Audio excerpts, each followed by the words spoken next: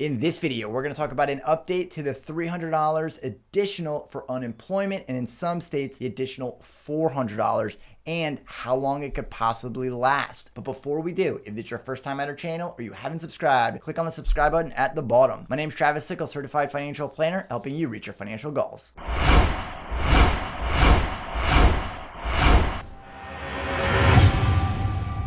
So on August the 8th, President Trump signed the executive order for the additional $400. $300 was coming from the Disaster Relief Fund, which is directly through FEMA. And the additional $100, which was going to be a state match, was going to be coming from the Coronavirus Relief Fund. And here's the memo from the executive order signed on August the 8th. We can read that it says, to provide financial assistance to the needs of those who have lost employment as a result of the pandemic, I am directing up to $44 billion from the DRF, that's the Disaster Relief Fund, at the statutorily mandated 75% federal cost share be made available for lost wage assistance to eligible claimants. So this is the technical part where they needed to take 75% from the Disaster Relief Fund, but it has to be matched at a rate of 25%. Hence the reason where they got the $300 with the match of $100. And then some states were coming out and said they didn't want to apply for the additional relief because they couldn't do the matching dollars. Now that matching fund, even though it was coming from the federal government, technically, it was already allocated towards other things for the pandemic. And then the White House was able to shift and change how this was used, where the 25% or the $100 could be counted as part of the current unemployment. But that meant anyone that was receiving less than $100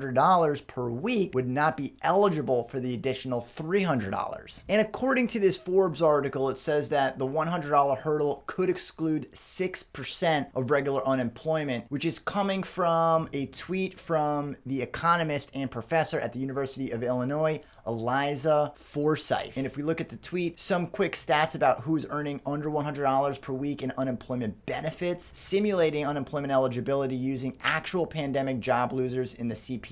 I estimate about 6% of all regular unemployment recipients receive less than $100 per week in state benefits. So even if the state accepts the additional $300, they can't give it to the people that are earning less than $100 or receiving less than $100 from their unemployment benefits. And the total amount of people that are on unemployment, according to the Department of Labor in this report that was published on August the 20th, and if we scroll down, we could see all the different forms of unemployment, and the total is right here at just over 28 million. Now, I've seen some numbers that are saying a little bit over 31 million, 30 million, but even if we use an approximation on that, we can figure out exactly how long the unemployment could possibly last. But before I do the math, I also want to point out that this number, the amount of people that are on unemployment, are not all eligible for the $300. So we can already subtract the 6% that we just got from the economist. So that's subtracting roughly just about 1.5 million people. And according to this other Forbes article, there are 3 states that are eligible for the additional $400. So the state is going to match the additional $100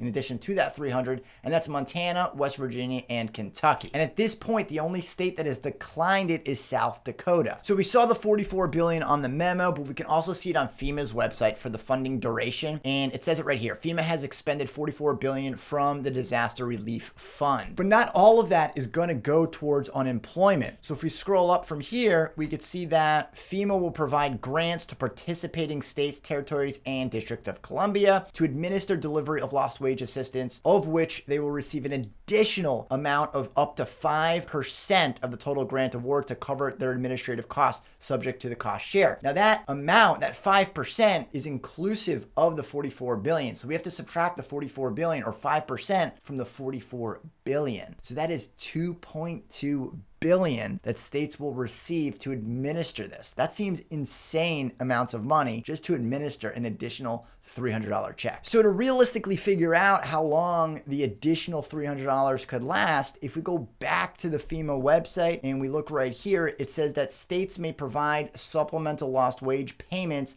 to eligible individuals retroactively, beginning with the week of unemployment ending August 1st. And then the program end date, which is right here on the funding duration, is no later than December 27th, 2020. Now that would make you believe that this program could last for the rest of the year. But if we do a little bit of math, we're going to find out that's not the case. So here's the math. It's going to be $44 billion, where we're subtracting 5% for the $2.2 billion in administrative costs, leaving us with $41.8 billion left to distribute. And then we have to divide that number by the amount of people that are on unemployment and eligible. So that number we saw before was 28 million people that are on unemployment, but we have to subtract that economist number of an estimate that is earning less than $100 on unemployment.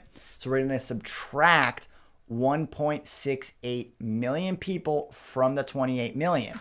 So here's the math. So it's 28 million people that are on unemployment, and it's 1.68 million that are receiving less than $100. So they're not eligible for that additional 300, leaving us with 26 million that would qualify for the additional 300. And then we have to take the 41 billion and divide that by the 26 million people that are eligible for unemployment. And that's 1,588. And if we divide this number of 1,588 by our $300, that is the amount of weeks that will be able to supply $300 in additional unemployment checks. And that number is 5.29 weeks. Now, there are other variables that we don't know yet. Now, there could be more people on unemployment at this point. So if it goes higher, that means the weeks will go down. And states like South Dakota that declined to be in the program will also make it so the additional $300 could go further for the rest of the country. And if people go back to work, that means less people will be on unemployment. So while there are a lot of variables as to how long this could possibly last, one thing is completely clear. That money is going to go very quickly. Now, the most conservative number that I saw was 3 weeks. So it's somewhere between 3 and 6 weeks